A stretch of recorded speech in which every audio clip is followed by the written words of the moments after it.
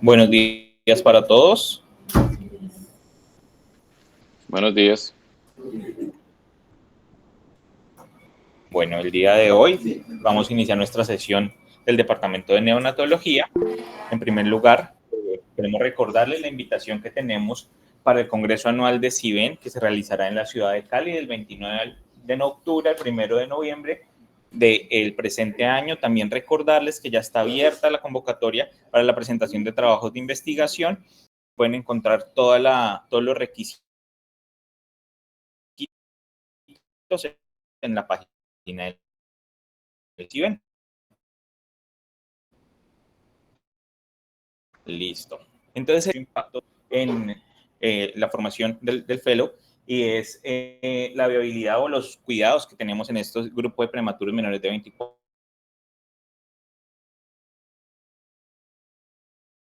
viabilidad. ¿Cuáles son los enfoques para el cuidado neonatal en prematuros menores de 24 semanas? Quiero hacer una aclaración y es que no, en esta charla no voy a tratar el dilema ético de la viabilidad, opciones de tratamiento que tenemos, lo que se ha estudiado en diferentes centros de experiencia acerca del manejo de estos pacientes, de este grupo de edad gestacional. Entonces, actualmente contamos con diferentes enfoques para la tanto de las maternas como de estos casos. En realidad, hace más de 30 años esto viene cambiando desde Japón, que han sido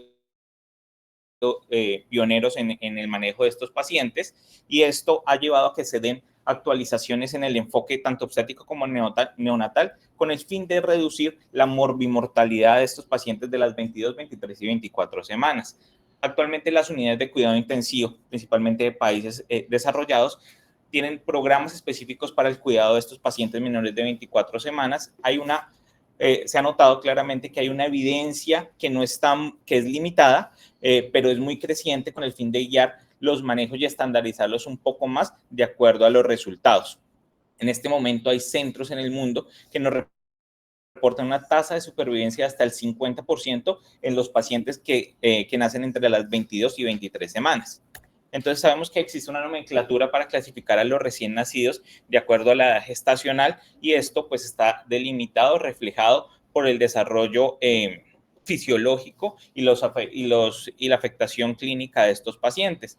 Pero hay que tener en cuenta que esto puede cambiar y a veces encasillamos en el mismo grupo de prematuros extremos menores de 28 semanas a todos nuestros pacientes, pero estos bebés menores de 24 semanas tienen una fisiología completamente diferente, que es necesario que nosotros las entendamos para poder dar el manejo adecuado y así aumentar la sobrevida de estos pacientes de este grupo etario. Entonces, se considera que estos bebés, pues obviamente tienen un desarrollo orgánico que es diferente, una fisiología que es mucho más inmadura si lo comparamos con los bebés de 28 semanas, y obviamente tienen un peso extremadamente bajo en comparación con ellos. Consideramos que estos bebés de 22, 23 semanas están sobre los 500 gramos al nacer. Entonces, estos centros de excelencia, que este concepto de centros de excelencia lo voy a manejar durante toda la charla, que son aquellos centros que se han enfocado en establecer los programas para la atención de estos pacientes, se han enfocado en el cuidado de estos bebés pequeños, han desarrollado enfoques integrados para la atención de estos bebés, no solamente centrado en la parte del bebé, también de la familia y todo el entorno y el personal asistencial que rodea la atención de estos bebés. Hay que tener en cuenta que algunos sistemas o algunos sistemas de salud, sí, en alrededor del mundo consideran que los bebés menores de 24 semanas no son viables, no van a ser capaces de sobrevivir sin que tengan una morbilidad extrema, por lo que muchas veces no se les proporciona una atención tanto obstétrica como neonatal. Pero si nos vamos a la evidencia, lo que han encontrado estos centros de excelencia es que se pueden ofrecer cuidados a estos menores de 24 semanas y podemos tener buenos resultados, buenos desenlaces, sin mortalidad y sin, obviamente, una morbilidad reducida. Entonces, esto ha llevado que que se vuelva rutinario la administración de cuidados a estos bebés menores de 24 semanas, entre las 22 y las 24 semanas para ser específicos. En cuanto a la epidemiología, vamos a hacer un repaso rápido de los conceptos que tenemos de epidemiología. Entonces, tenemos que se ha demostrado que existe una supervivencia sin deterioro moderado o grave en los bebés menores de 22 semanas, que esta supervivencia es menor del 40% en los centros de excelencia, pero lo que sí se ha visto existe una muy alta variabilidad en la supervivencia de estos pacientes y esto se ha visto que es secundario a la variabilidad que hay entre los manejos que le podamos dar. O sea, podemos tener supervivencias menores del 1% o 0%, como les voy a mostrar más adelante, hasta supervivencias mayores de 70%, como en el caso de Japón. Entonces, en los centros de excelencia, ellos han mostrado que tienen una alta supervivencia sin una morbilidad grave en este grupo de pacientes. Adicionalmente, lo que sí se ha visto es que esa supervivencia va a depender del punto geográfico donde nazcan estos bebés. Cuando tenemos un entorno más pobre, eso va a ser deleterio para estos pacientes. Hay que tener en cuenta también que los bebés entre las 22 y 23 semanas son un grupo muy pequeño, pero proporcionan una alta carga para las estadísticas de mortalidad infantil. Para Estados Unidos en el 2018 nacieron 1.785 bebés de 22 semanas y 2.600 de 23 semanas, pero esto solamente, de estos murieron 2/3 de los mismos, pero esto solamente representó el 0.1% de los nacidos vivos para ese año en Estados Unidos. Y revisando la epidemiología de los países o los centros de excelencia, tenemos a Japón. Japón es el país que tiene mayor experiencia en el manejo de bebés menores de 23 semanas. ¿Esto por qué se dio? Ellos empezaron a hacer estudios desde los años 90 y evidenciaron que con los manejos que ellos hacían o las intervenciones que ellos hacían, aumentaban la sobrevida de estos pacientes. Entonces, en el año 1991, la Sociedad Japonesa de Pediatría recomendó a los bebés entre 24 y 22 semanas, pues con base en los estudios de supervivencia que habían hecho. Del 2003 al 2015, esta red japonesa evidenció que la supervivencia en los bebés de 22 semanas era sobre el 60%, mientras que para los bebés de 23 semanas era alrededor del 70%. Entonces, con estas políticas, a partir del año 2012, se dio una reanimación activa a todos los bebés nacidos entre las 22 y 23 semanas. Otro de los centros de excelencia es Suecia. Entonces, en Suecia, también a partir del año 2014, ellos indicaron la centralización de la atención de todos los nacimientos prematuros extremos.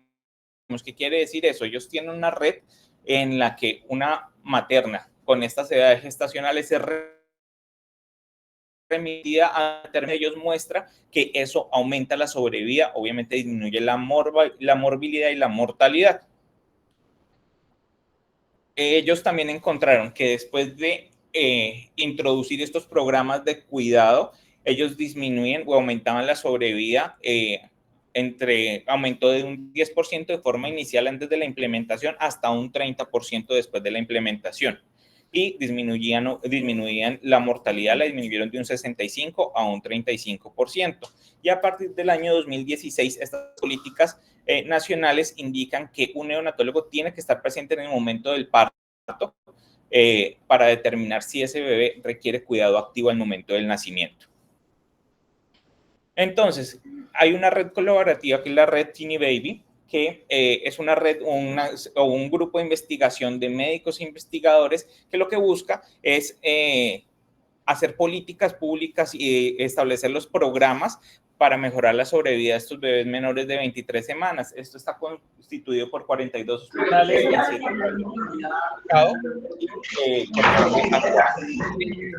Ellos lo que se han visto es que existen múltiples métodos para el manejo de estos pacientes. No pueden decir si alguno es bueno o alguno es malo, sino hay que tomar lo mejor de cada uno adaptado a nuestro medio.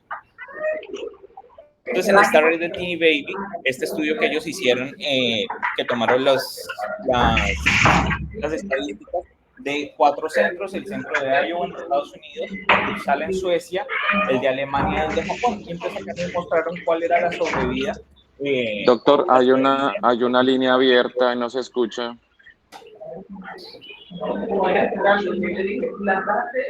Alguien tiene una línea abierta y no se escucha la charla. Listo, continuamos. Entonces, en este estudio que ellos hicieron, nos mostraron que la sobrevida para los pacientes, acá vemos claramente cómo la N Japón es mucho más grande que los otros. Ellos acá en este periodo tuvieron 1.468 pacientes, pero si nos damos cuenta, la sobrevida de ellos para las 22 semanas es alrededor del 60% y para las 23 semanas es casi el 70%.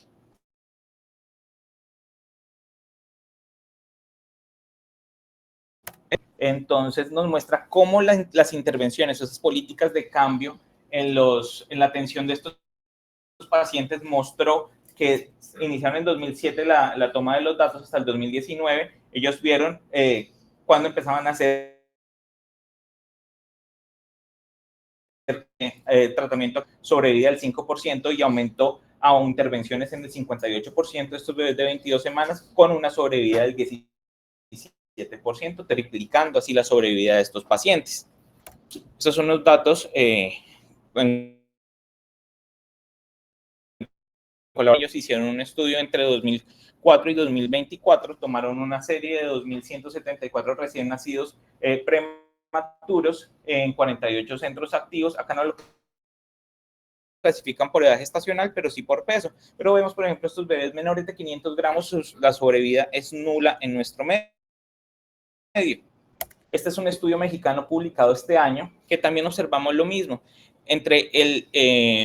Tomaron bebés entre el 2018 y el 2022, entre la semana 22 a 27.6, y observamos que ellos no registraron nacidos vivos entre las 22 y las 23.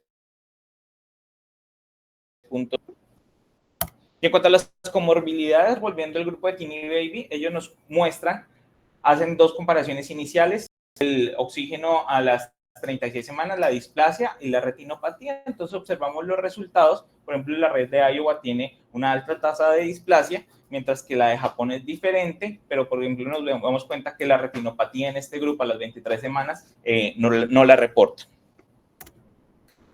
Este es otro estudio que me pareció muy interesante, que es la muerte o el deterioro del neurodesarrollo en lactantes que recibían un tratamiento activo. Ellos tomaron 3 centros principalmente, Japón, Estados Unidos y Suecia. Lo que hicieron fue evaluar ese desarrollo neurológico de estos pacientes prematuros de 22, 23 y 24 semanas. Entonces, en la gráfica superior, la gráfica observamos muerte, observamos cuando en rojo observamos el deterioro neurológico en el neurodesarrollo, en verde no hay deterioro neurológico, la gráfica morada o la barra morada significa que estos bebés se perdieron en el seguimiento. Entonces observamos que estos bebés, o el grupo de Japón, que son los que tienen mejores resultados, el desarrollo neurológico en este grupo de bebés fue muchísimo mejor. Algo que preocupaba a la gente era que al tener una mayor sobrevida íbamos a tener mayor lesión neurológica adelante. Entonces, en la siguiente gráfica observamos que estos bebés, a pesar de la alta supervivencia en estos bebés extremadamente prematuros en Japón, no tienen una alta incidencia de alteraciones en el seguimiento neurológico. Entonces, para hablar de los programas para el cuidado de los bebés prematuros, entonces, las unidades de cuidado intensivo neonatal requieren o se enfrentan al desarrollo y la implementación de estos programas de cuidado y se deben adaptar a los cambios de estos bebés y en la disponibilidad de la tecnología para brindar la mejor atención. Es claro, y es algo que se demuestra en todos los estudios y todos los artículos, que tenemos una escasez en la evidencia clara. ¿Por qué? Porque estos pacientes no están incluidos en la mayoría de estudios, en los ensayos clínicos aleatorizados, excluyen a estos bebés menores de 25 de 26 semanas, entonces no tenemos unos datos fidedignos para enfocarnos en intervenciones guiadas en la evidencia. Y muchas de estas prácticas nos vamos a basar en las recomendaciones o las prácticas de cuidado sugeridas por los centros de excelencia.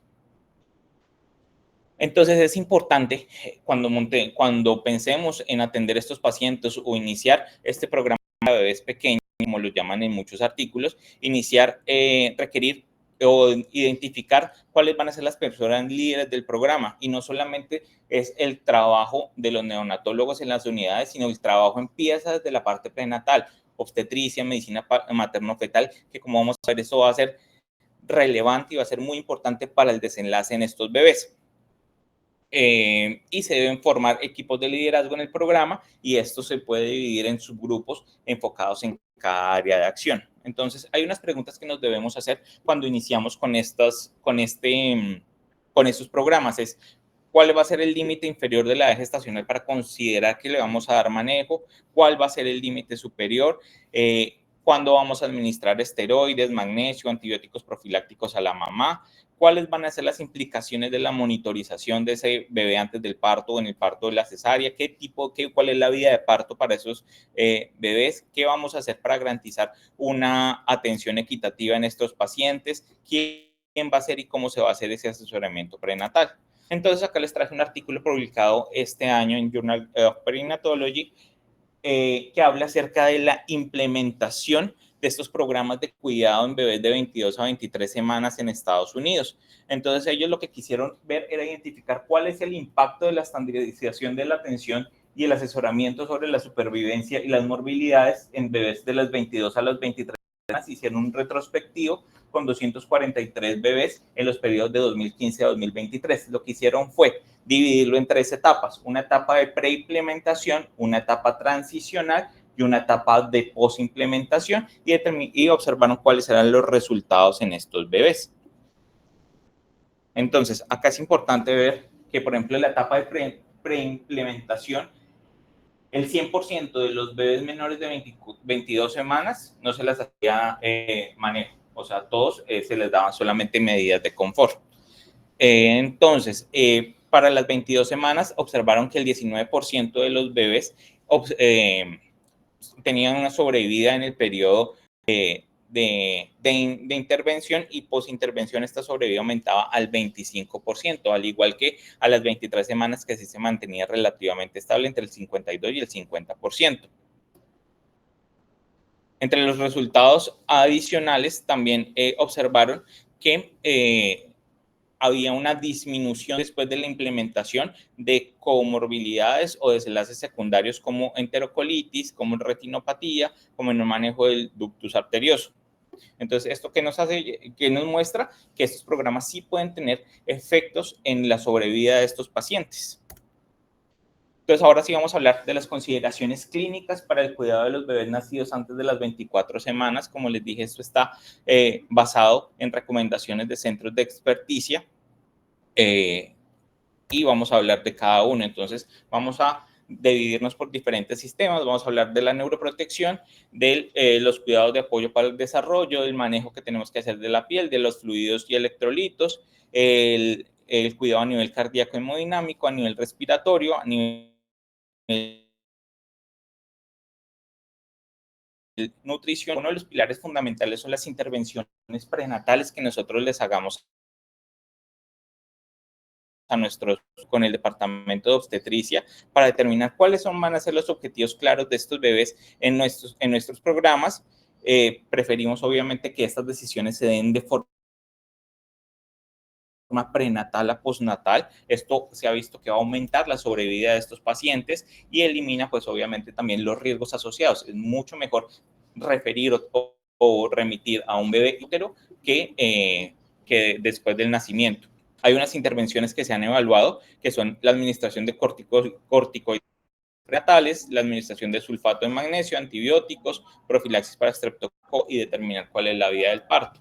Una de las más importantes es la administración de esteroides prenatales. Entonces, en ciertos centros de experiencia,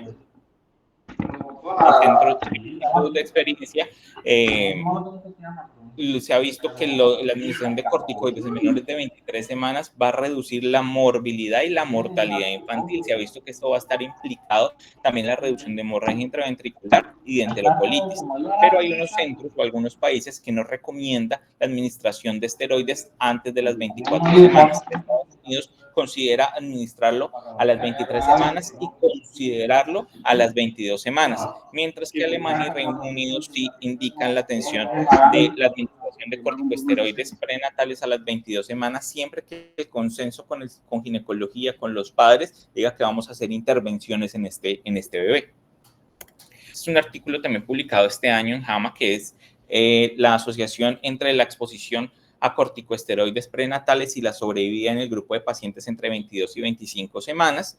Y ellos hicieron un observacional multicéntrico que incluyó a 33,000 bebés de la red de Oxford entre el periodo de 2012 a 2016. Y ellos, ¿qué fue lo que? Bueno, la intervención fue los esteroides prenatales administrados a la mamá en cualquier momento antes del parto, y ellos evaluaron la supervivencia hasta la alta, las morbilidades mayores y el compuesto de supervivencia hasta la alta sin morbilidades mayores. Entonces, estos fueron los grupos que ellos eligieron. Fueron 33,000 los bebés incluidos.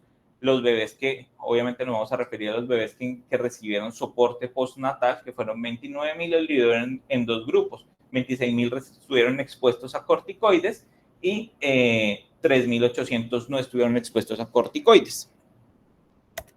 Entonces, estas son las tablas de caracterización de los diferentes grupos. Observamos que alrededor del 51% de estos bebés eran varones, la media de edad gestacional estaba a las 24 semanas, el promedio del peso estaba alrededor de los 668 gramos y el 87% tuvieron exposición a corticosteroides antenatales.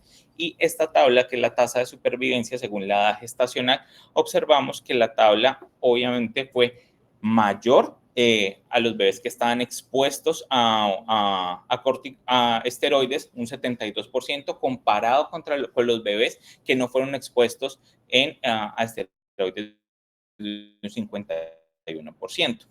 Entre los resultados secundarios, también ellos encontraron que había que la administración de corticoides y soporte vital postnatal se asoció a una mayor supervivencia y una supervivencia sin comorbilidades. Pero pues también tenemos que tener en cuenta que una supervivencia sin morbilidades mayores sigue siendo baja en este grupo de prematuros de 22 y 23 semanas. Pero esto nos da o nos abre la puerta para establecer o reevaluar las directrices obstétricas para la toma de decisiones al momento del nacimiento. Entonces, uno de los puntos más importantes es la gestión y el manejo que vamos a hacer en sala de parto, la determinación de la que hemos escuchado como la hora dorada. Entonces, esta hora dorada es esa cantidad de atenciones que le damos a nuestros bebés durante su primera hora de vida, y lo que se basa es en la administración estandarizada de cuidados cuando tenemos un equipo que es eficiente, cuando nos involucramos en el cuidado de estos pacientes vulnerables y de su familia. Lo que va a buscar este protocolo de la hora dorada es tener una adecuada preparación en sala de partos, tener listas de chequeo, asignar roles, tener todo el equipo listo. En el manejo postnatal, proporcionar el apoyo respiratorio y térmico, determinar cuáles son los procesos que vamos a hacer en sala de partos, un pinzamiento tardío del cordón, una adecuada determinación o mantenimiento de la temperatura, al ingreso a la unidad, determinar la administración de surfactante e inicio de cubrimiento antibiótico. Entonces, los equipos que podemos hacer, lo que ellos sí recomiendan es la intubación de estos bebés, preferiblemente con un tubo 2.0, con la hoja más pequeña disponible, que es la hoja 00 en nuestro medio, que esta nos puede facilitar la intubación en bebés menores de 500 gramos.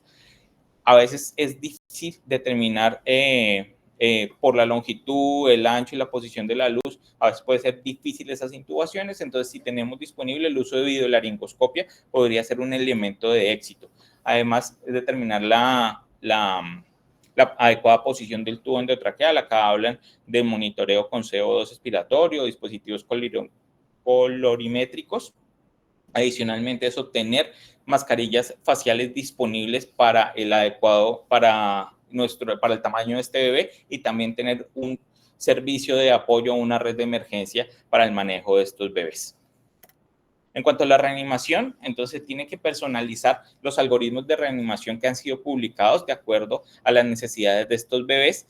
Tenemos que tener en cuenta que algo que se ha visto muy claro en diferentes estudios es que habitualmente las reglas o las herramientas que utilizamos en el resto de niños pueden no ser tan fidedignas en este grupo de pacientes. Por ejemplo, la determinación de hasta cuánto se debe insertar el tubo endotraqueal. Hay estudios que muestran que cuando lo hacemos con la distancia nasotrago +1 o el peso +6, estos tubos pueden quedar insertos en estos pacientes. Entonces, en el grupo de 22 y 23 semanas, yo recomienda fijarlos en alrededor de 5.5 a 6 centímetros. Entonces, no fijarnos tanto en el peso del paciente o la distancia, sino más bien en la edad gestacional. Adicionalmente, ellos recomiendan o hacen la aclaración o la solicitud de que de pronto iniciar la reanimación con esta FIO2 entre 21 y 30%. De pronto estos niños pueden requerir FIO2 mayor, pero hasta el momento no se puede hacer una indicación clara de esto. Entonces ellos tienen la controversia que si una breve exposición a una FIO2 un poco más alta puede facilitar mejor este proceso de transición. Pero pues como les digo, no hay una evidencia clara al respecto para hacer una recomendación. Algo que es muy importante y a veces no se nos olvida es la participación familiar en todo este proceso, tanto antenatal como postnatal. Entonces debemos establecer unas estrategias para el apoyo de estas familias. Debemos identificar cuáles son las emociones de este grupo familiar. Ellos también están en una situación de estrés. Debemos identificar esas emociones, debemos identificar y validar el miedo, la ansiedad, el dolor, la alegría, que esto va a ser lo normal ante este evento que están sufriendo como familia y es lo esperable.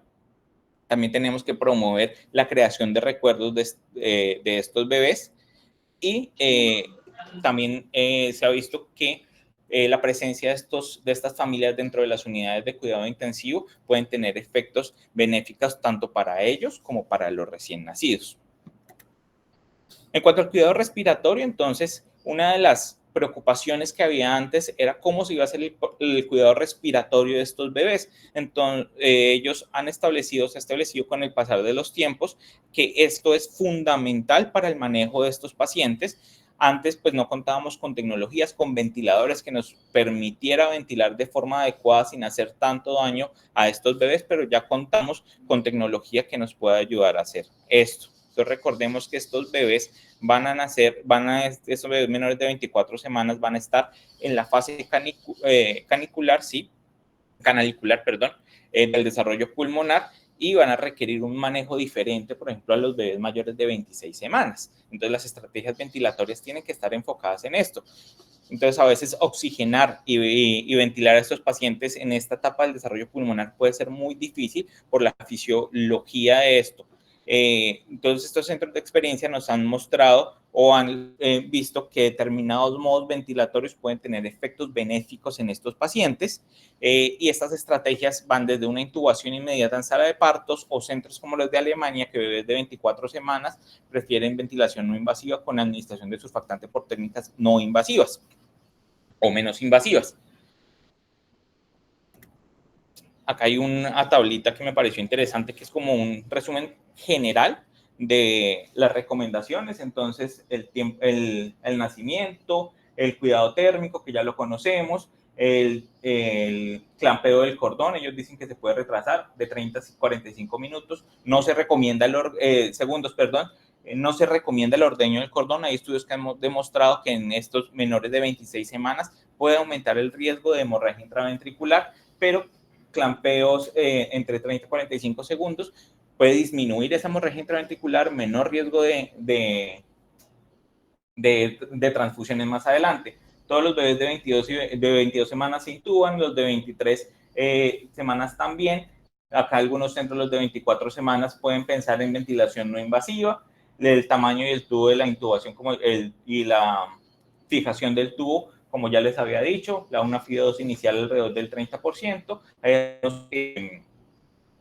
algunos parámetros que ellos recomiendan para el inicio de la ventilación. Entonces, en ventilación convencional, como por ejemplo el caso de Suecia, que ellos ventilan de forma convencional de manera inicial, una presión inspiratoria entre 20 y 24, con una PEP baja entre 4 y 5, con una frecuencia respiratoria entre 40 y 60, y ellos sí hacen un énfasis en la ventilación por volumen garantizado, con un volumen de 4 a 6, mientras que otros centros utilizan ventilación de alta frecuencia con una media de 10 a 12, con una frecuencia de 12 a 15 Hz, y ellos hacen ventilación, alta frecuencia con volumen garantizado, y todos estos pacientes se les realiza administración de surfactante pulmonar exógeno. Ok. Señor. Entonces, se han mostrado diferentes modos ventilatorios, principalmente tenemos 3. Entonces, tenemos ventilación mecánica con volumen garantizado. Ellos dicen que esto puede tener beneficios circulatorios. Esto va a ayudar a que exista una promoción del retorno venoso y va a disminuir la presión arterial pulmonar. Los centros que utilizan ventilación de alta frecuencia van a tener reducción de las fluctuaciones en el flujo sanguíneo cerebral que pueden llegar a producir hemorragia intraventricular. Entonces, una estrategia de protección pulmonar, van a utilizar volúmenes corrientes que son más bajos, y esto obviamente nos va a llevar a menor lesión pulmonar por el volumen y por la hiperinsuflación. Y otros centros van a utilizar la ventilación en jet. Entonces acá les traigo las estrategias ventilatorias de 3 centros de excelencia, que son el centro de Suecia, el centro de Japón y el centro de Estados Unidos. Entonces vamos a hablar primero del centro de Suecia. Ellos hacen un manejo prenatal, a todos se les pone esteroides prenatales. En sala de parto se intuban con un tubo 2.0, se fijan 5 centímetros. Ellos de forma inicial inician ventilación SIM con volumen. Después en la unidad plantean el paso a ventilación asistocontrol, pero soportado con presión y con volumen garantía. El objetivo de ellos es minimizar este volutrauma, disminuir la sobredistensión. Tiene unas metas de saturación de forma inicial de 85 a 90%, una PCO2 objetivo inicial de 37,52. El surfactante lo pasan de forma inmediata. Ellos no utilizan indometacina, no realizan sedación, y el abordaje cardíaco, ellos no recomiendan inotrópico ni ecocardiograma durante la primera semana de vida. Inician cafeína desde el primer día, y el modo de soporte respiratorio de la extubación es CPAP, ventilación no invasiva o NAVA si tiene fallas repetidas, y el momento de la extubación para ellos, que ha mostrado menores tasas de fracaso, es hacia las 29 semanas. El centro de Estados Unidos, que el centro es de Iowa, también esteroides prenatales. Ellos sí ventilan, hacen una prueba de ventilación con bolsa máscara durante 30 segundos, después lo intuban con un tubo 0, lo trasladan a la unidad, fijan el tubo entre 5 y 6, y ellos sí inician ventilación de alta frecuencia, ventilación en jet desde las primeras horas de vida. Con esta ventilación en jet, ellos consideran que van a disminuir el volutrauma, van a disminuir la sobredistensión, pero lo que sí recomiendan es que esto sea hecho por personal entrenado en este modo ventilatorio. Unas metas de saturación entre el 84 y 93%, con un objetivo inicial de PO2 del 45 al 60%. Ellos también indican administración de surfactante, pero acá hacen la aclaración que hasta no tener una radiografía de tórax donde veamos la adecuada posición del tubo endotraqueal, ellos no utilizan indometacina, no utilizan sedación y no utilizan soporte inotrópico ni vasopresor de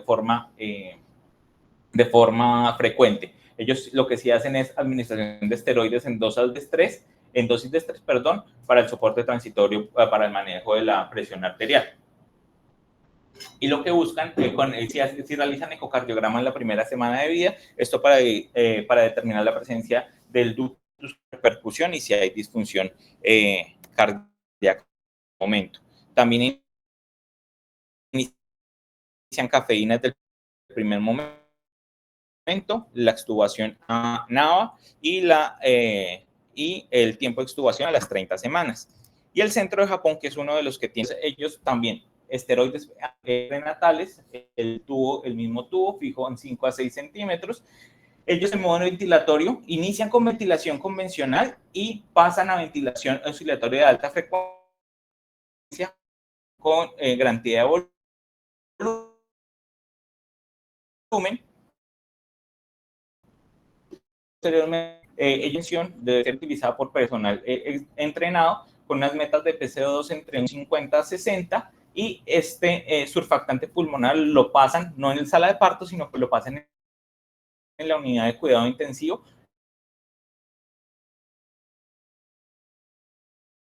en las primeras 6 horas de vida, pero una radiografía que nos muestre. Me llamaba la atención esta administración de indometacina, entonces ellos lo hacen para prevención de hemorragia intraventricular, al igual que la sedación. ellos en ventilación de alta frecuencia se dan a estos bebés una sedación suave, refieren ellos con fenobarbital y protocolos de mínima manipulación. Otra cosa que me llamaba mucho la atención era por qué hacían un uso rutinario de dopamina y dobutamina. Entonces, como ya sabemos, en este tipo de ventilación esto puede alterar el gasto cardíaco y puede producir hipotensión. Entonces, ellos hacen ecocardiograma dinámico por lo menos 3 veces al día durante los primeros 3 a 5 días y con eso tienen unas metas de reanimación. Entonces, hasta el 98% de estos pacientes de este grupo etario van a requerir el soporte. Ellos también inician cafeína, extuban a CPAP y ellos sí tienen un momento de extubación exitosa a las 36 semanas. Entonces es importante que nosotros tengamos unas estrategias de monitorización, debemos vigilar la insuflación, tomar radiografías de tórax para determinar cómo está ese volumen pulmonar, debemos tener unos parámetros en el manejo del CO2, evitar la hipocapnia o la hipercapnia excesiva. Adicionalmente, pues debemos tomar de forma rutinaria para hacer un seguimiento gases arteriales para evaluar cómo son esos cambios fisiológicos de nuestros pacientes, pero pues obviamente con el cuidado de no anemizar a nuestros pacientes. Podemos hacer una monitorización de dióxido de carbono y pues estas radiografías, como ya lo dije. El momento de la extubación, eso depende del centro. Algunos centros que dicen que para los bebés de las 23 semanas duran de 4 a 5 semanas intubados, para ellos de 22 semanas de 7 a 8 semanas intubados. Y pues considerar cuándo vamos a extubar de acuerdo a nuestras tasas de fracaso, y eso va a depender el modo, qué interfaz vamos a utilizar, qué configuraciones y qué lesiones podemos tener en la piel de estos bebés. A nivel cardiovascular, entonces es importante que nosotros tengamos un cuidado claro en el mantenimiento de los parámetros hemodinámicos de nuestro paciente. Tenemos que hacer una evaluación de la presión arterial, evaluación del gasto cardíaco, del ducto, de la hipertensión pulmonar, y esto varía grandemente entre cada centro de excelencia. Y es fundamental la participación de los cardiólogos en la toma de decisiones en nuestros pacientes. Entonces es muy difícil para nosotros, y ha sido uno de los temas que se ha planteado en neonatología, es definir la definición y el manejo de la hipotensión. Entonces, definir cuáles son los umbrales de tensión arterial es muy difícil. Entonces, lo que tenemos que hacer es considerar el cuadro clínico de nuestro paciente, evaluar parámetros de perfusión, guiarnos por marcadores de laboratorio como la acidosis o la hiperlactatemia, evaluar cómo está la diuresis y el estado clínico de nuestro paciente. Recordar que algunas causas de hipotensión no son cardíacas, entonces, por ejemplo, la hipovolemia. Recordemos que estos bebés van a tener unas muy altas pérdidas de agua que los van a llevar a hipovolemia, que pueden tener una insuficiencia suprarrenal relativa o procesos infecciosos que se van a mejorar sin una intervención cardiovascular. Solamente les traje esta tabla que me pareció muy interesante, que es, nosotros tenemos una presión arterial baja, tenemos que tener como una evaluación clínica, una evaluación de los antecedentes, lo vamos a categorizar y de acuerdo a eso vamos a tener un plan de manejo. No es que todo el paciente que esté hipotenso le voy a iniciar soporte con dopamina o butamina o cualquier otro vasopresor inotrópico de forma rutinaria, sino tenemos que hacer una evaluación de esto. Lo que les decía, en Japón, que son los que tienen una menor tasa de mortalidad, menor tasa de hemorragia intraventricular grave, ellos lo que realizan es ecocardiograma 2 a 3 veces, ecocardiograma funcional 2 a 3 veces al día dentro de los 3 primeros días posteriores al nacimiento. Entonces se evalúan hipoquinesis, hipovolemia, cómo está el ductus, si hay una hipertensión pulmonar, y establecen el manejo de cada uno de estos dirigido. Medicina de precisión. La función suprarrenal, entonces recordemos que la ACTH va a cruzar la placenta, va a estimular este crecimiento de las glándulas suprarrenales. Cuando tenemos una interrupción abrupta de esto, va a llevar a que no haya una producción de cortisol que le va a servir al bebé a tener su respuesta ante esos estímulos de estrés. Recordemos que esto se da después de las 30 semanas. Entonces, se considera que puede haber una insuficiencia suprarrenal relativa y que estos bebés se pueden beneficiar del inicio temprano de corticosteroides. También hemos visto que hay estudios que han mostrado que dosis entre 0.5 y 2 miligramos por kilo por día en bebés muy prematuros puede llevar a disminuir mortalidad y displasia broncopulmonar.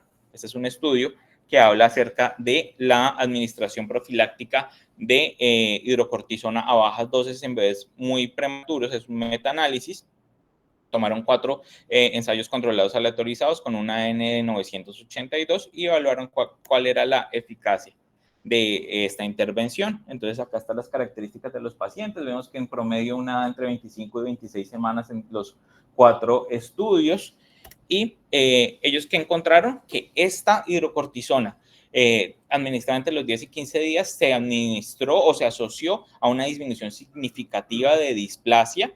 También disminuyó la necesidad de tratamiento médico del ductus arterioso y disminuyó la muerte tras el alta. Otro de los hallazgos que ellos encontraron era que sí había mayor perforación intestinal, pero esto al combinarlo era cuando estaba asociada con la administración de indometacina. Entonces, también se observó que había un aumento de la incidencia de sepsis tardía, pero esto no aumentó la mortalidad de nuestros pacientes. Entonces, este metaanálisis pues, nos va a decir que vamos a tener que esta terapia con hidrocortisona a dosis baja puede ser beneficiosa para la supervivencia sin displasia en estos pacientes. Otra de las entidades que tenemos que tener en cuenta es la hipertensión pulmonar. El óxido nítrico hasta el momento es controversial su uso en prematuros y más en prematuros como ellos. Entonces, para Japón, ellos consideran que alrededor de 1 de cada 5 de estos pacientes, de estos grupos de menores de 23 semanas, va a tener hipertensión pulmonar y que esta relación o esta presentación va a ser inversamente proporcional a la edad gestacional. ¿Y esto por qué se ha planteado? Porque recordemos que estos bebés van a tener un desarrollo vascular pulmonar que es inmaduro, porque los mecanismos biológicos para disminuir la resistencia vascular pulmonar se van a desarrollar al finalizar el segundo trimestre y en el tercer trimestre. Y estudios en estos centros de experiencia han mostrado que estos bebés menores de 23 semanas pueden tener una respuesta adecuada, una respuesta positiva en el manejo de hipertensión pulmonar con óxido nítrico. Cuanto al conducto, el ductus arterioso, se ha visto que estos pacientes menores de 23 semanas corren un mayor riesgo de tener un ductus con repercusión hemodinámica o hemodinámicamente significativo, pero sí tenemos claro que la evidencia para esto es limitada para guiar un tratamiento claro. Tenemos todos los estudios que se hacen de ductus no incluyen bebés de menores de 24 semanas. En estos centros de experiencia, el manejo es diferente, los enfoques son completamente diferentes para el tratamiento del ductus. Algunos centros, como el de Japón, hacen un cribado hemodinámico temprano, realizan cierre farmacológico si está indicado según los hallazgos ecocardiográficos. Otros centros proceden al cierre transcatéter y algunos centros como el centro de Suecia no tratan el ductus. Ellos dicen que farmacológicamente estos bebés van a fallar y la evidencia muestra buenos resultados al respecto en esta intervención de no tratar. En cuanto a los líquidos y electrolitos, entonces tenemos que tener en cuenta que estos pacientes van a requerir un volumen de líquidos diferentes a los bebés más grandes. ¿Por qué? Porque estos bebés tienen una superficie corporal mayor, tienen una agua corporal total que es superior al 90%, van a tener una mayor tasa de pérdidas insensibles por la evaporación. ¿Por qué? Porque su piel va a ser completamente inmadura, que va a tener un estrato córneo que está subdesarrollado y va a tener una inmadurez renal que le va a alterar el manejo de agua y de sodio. En cuanto a los volúmenes, eso depende de cada centro y esto está implicado en la humidificación la humidificación suplementaria que tengamos. Por ejemplo, centros como Iowa no utiliza humidificación, dejan a los bebés en calentadores radiantes y ellos les inician con volúmenes de 200 mililitros por kilo por día desde el primer día. Otros centros como los de Japón sí utilizan una humedad mayor del 95% y durante el primer día administran volúmenes de 100 cc por kilo por día. Entonces hay que hacer evaluaciones y evidenciar que esto va a ser o estos cambios van a ser fluctuantes y requiere análisis diario o varias veces al día para determinar las necesidades de nuestros pacientes. También tenemos que tener en cuenta que estos bebés pueden hacer mayor riesgo de hiperglicemia. Algunos centros inician con flujos metabólicos más bajos entre 4 y 6 miligramos por kilo por minuto. Ellos indican disminuir la cantidad de sodio en los primeros días de vida o hasta que verifiquemos diuresis, que contemos todo lo que le damos. Por ejemplo, acá hay un ejemplo en cuanto a la ingesta de sodio. Si nosotros tenemos un bebé de 400 gramos, que para permeabilidad del catéter arterial le vamos a dar 0.5 mililitros por hora, esta irrigación del catéter ya le está dando 4 mini equivalentes por kilo por día, cubriendo casi su requerimiento inicial. Pero cuando la diuresis de nuestro bebé se dé, este requerimiento de sodio puede ser mayor. Igual tenemos que tener en cuenta que después de la primera semana de vida, estos bebés tan prematuros pueden requerir incremento de la cantidad que requieren de sodio para su crecimiento y el desarrollo de todos sus procesos biológicos. Tenemos que tener estrategias de monitoreo estructurado, tenemos que hacer evaluaciones diarias y tener flexibilidad para realizar ajustes rápidos, monitorizaciones de laboratorio, preferiblemente con micrométodos para evitar la anemia de estos pacientes. En cuanto al manejo de la piel, tenemos que recordar que la piel de estos bebés es extremadamente inmadura y es una característica habitual en estos pacientes y tenemos que tener un enfoque que sea proactivo en el cuidado de la piel de nuestros bebés. Entonces, esta piel queratinizada va a estar a las 24 semanas, pero no tiene una funcionalidad madura. Se ha visto que la humedad relativa más baja va a acelerar la maduración de esta barrera de la piel y por eso algunos centros o la mayoría de centros recomiendan disminuir la humedad al 50% entre la primera y la segunda semana. Pero también tenemos que tener en cuenta que al tener una epidermis inmadura, esto va a llevar a que nuestro bebé sea más vulnerable para la presencia de lesiones, mayor riesgo de infección o mayor riesgo de efecto deleterio por la absorción de sustancias tóxicas. Debemos disminuir la colocación de adhesivos en la piel, preferiblemente el uso de adhesivos a base de silicona. En algunos centros no colocan ningún tipo de monitoreo diferente a la oximetría durante la primera semana de vida. Tenemos que tener cuidado con la ropa de cama y los apósitos que administramos a nuestros bebés, utilizar removedores de adhesivos para evitar lesiones. La administración de desinfectantes, no hay una indicación, no hay una evidencia clara de cuál desinfectante es el que mejor podemos utilizar y le va a producir efecto deleterio a nuestro paciente, sino tenemos que vigilar la presencia de riesgos sistémicos secundarios a la absorción y lesiones focales. Debemos también hacer un seguimiento de las lesiones en piel de nuestros bebés, que esto nos ayuda al personal de enfermería. En cuanto a la parte nutricional, entonces, recordemos que nuestro bebé va a tener una inmadurez de este sistema, de esta luz intestinal y de la motilidad intestinal, así como alteración en el microbioma intestinal, y esto nos va a llevar a que estos bebés tengan cierta intolerancia a la vía enteral, así como mayor riesgo de enterocolitis o de perforación intestinal.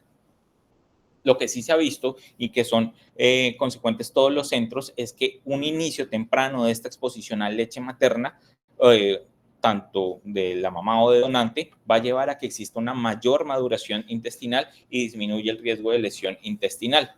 Y cuando iniciamos vía enteral de forma tardía, va a llevar a que estos bebés tengan o sea asociado a una mayor inflamación intestinal y con mayor desenlaces fatídicos. Acá encontré, les traje, que solamente lo dejo acá, ya después lo revisaremos, que es cómo hacen en el centro de Iowa de Estados Unidos la introducción de la alimentación. Entonces ellos inician desde el primer día de vida leche materna, así el bebé esté gravemente enfermo. Administran de 1 a 2 mililitros cada 12 horas y van avanzando de 10 cc por kilo por día, hacen un avance lento, inician nutrición parenteral desde las primeras 24 horas de vida con aporte de proteína alto, con lípidos menores de 2 y con unos flujos metabólicos para mantener glicemias entre 50 y 150, y ellos van a tener nutrición parenteral de forma más prolongada para promover o para tener los requerimientos nutricionales de estos pacientes.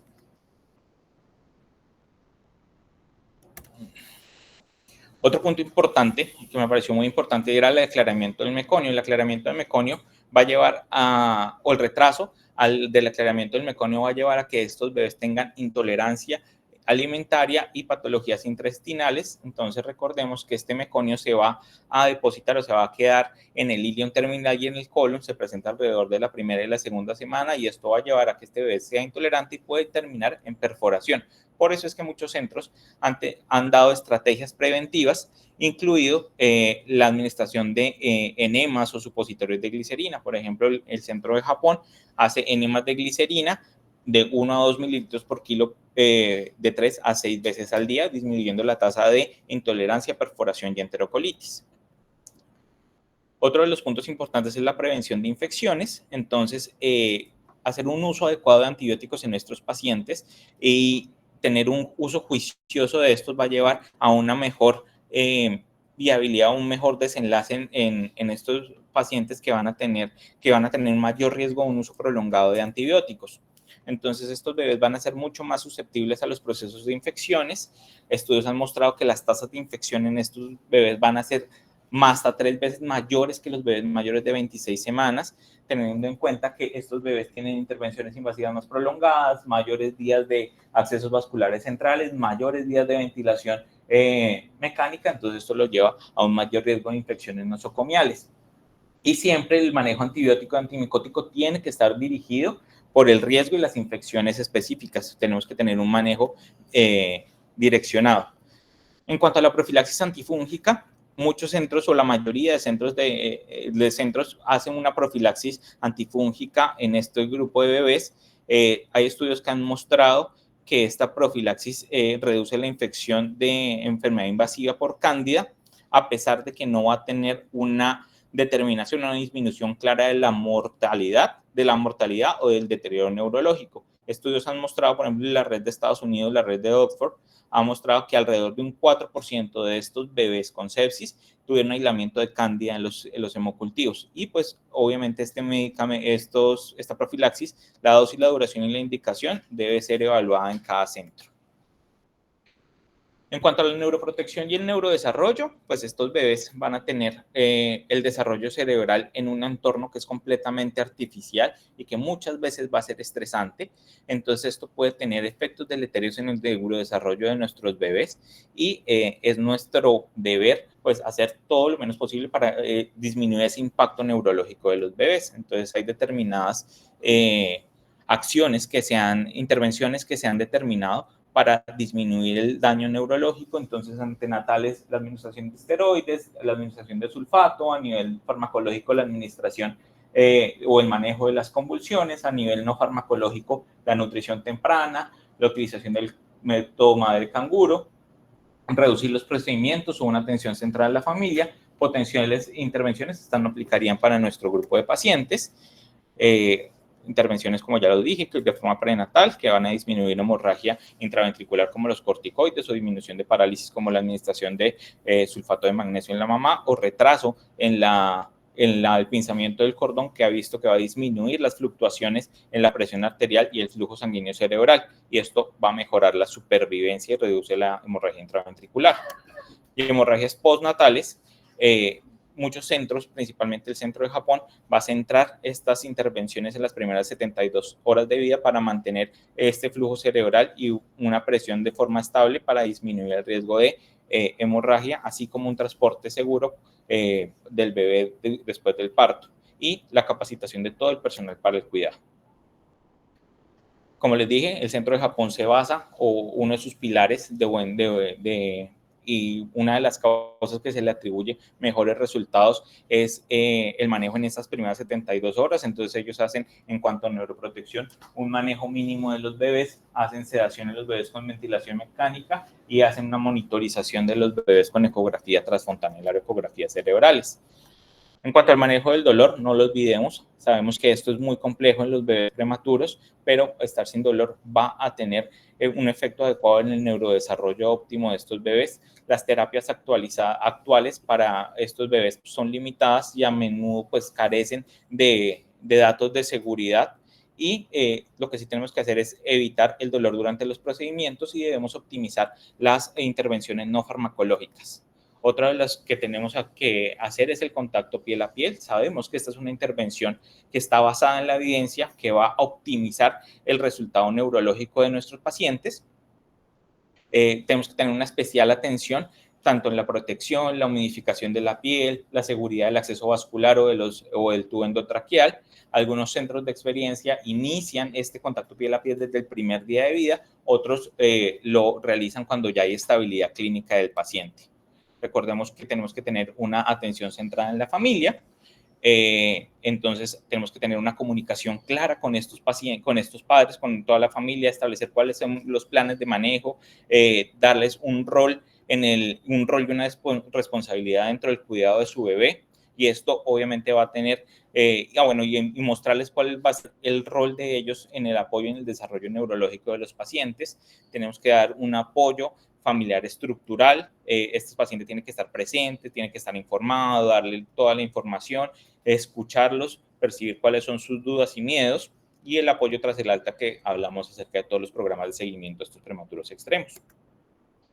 En cuanto a conclusiones, entonces, esto es un reto tanto para todos los profesionales clínicos. Debemos aprender nuevamente cuál es la fisiología de estos pacientes, ampliar nuestras capacidades, mantener el apoyo a la familia que va a enfrentar estos resultados inciertos, hacer un trabajo conjunto entre todos los equipos de obstetricia y neonatología. Debemos estudiar, recopilar los datos, mostrarlos al mundo y determinar qué es lo que más nos sirve o qué intervenciones son las que más nos funcionan para el manejo de estos pacientes. Y es claro que necesitamos más ensayos aleatorizados y más estudios para determinar cuáles son las mejores intervenciones en estos pacientes. Muchas gracias.